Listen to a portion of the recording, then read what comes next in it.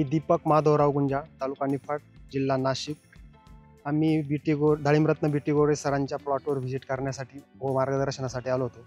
तर सरांनी मला त्यांच्या प्लॉटवरील कंपोस्ट खत, स्लरी कशी तयार करतात, पाण्याचं नियोजन कसं, ड्रीप इरिगेशन सिस्टम एक ठिकाणावरून सर्व ऑपरेटिंग सिस्टम कशी आहे, याची सर्व इत्थंभूत माहिती दिली. त्यानंतर सरांचा डाळिंबाचा प्लॉटची व्हिजिट केली. डाळिंबामध्ये त्यांचं पाणी नियोजन, खत नियोजन याबद्दल सर्व माहिती दिली.